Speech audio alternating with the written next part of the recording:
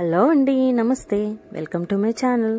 ఈరోజు బ్రెడ్తో ఒక tasty desert ఎలా చేయాలో చూద్దాం.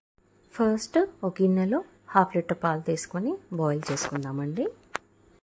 పాలు మరగడం స్టార్ట్ అవ్వగానే 1 కప్పు షుగర్ వేసుకొని చక్కగా కలుపుకుందాం.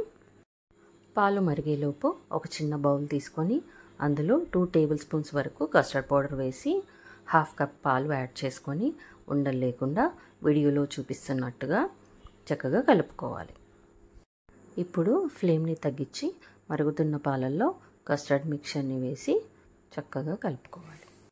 మంటని లో ఫ్లేమ్లోనే ఉంచి కలుపుతూ ఉండాలి. చూసారా, ఈ కన్సిస్టెన్సీ వచ్చాక స్టవ్ ఆఫ్ చేసుకొని పక్కన పెట్టుకోవాలి. ఇప్పుడు 4 బ్రెడ్ స్లైసెస్ తీసుకొని ముక్కలుగా కట్ చేసుకోవాలి. నేను ఒక స్లైస్ని 4 పీసెస్గా కట్ చేసుకున్నాను. ఒక ప్యాన్లో ఆయిల్ కానీ నెయ్యి కానీ వేసుకొని కట్ చేసుకున్న స్లైసెస్ని 2 వైపులా రోస్ట్ చేసుకోవాలి. అలాగే కట్ చేసుకున్న అన్ని స్లైసెస్ని చక్కగా రోస్ట్ చేసి పెట్టుకుందాం. బ్రెడ్ స్లైసెస్ రోస్ట్ అయ్యేలోపు ఒక మంచి హెల్దీ టిప్ చెప్పుకుందాం. ఖర్జూరాల్లో ఐరన్, కాల్షియం చాలా ఎక్కువగా ఉంటుంది. పిల్లల బోన్ స్ట్రెంత్కి రోజు 2 లేదా 3 ఖర్జూరాలు ఇస్తే చాలా మంచిది.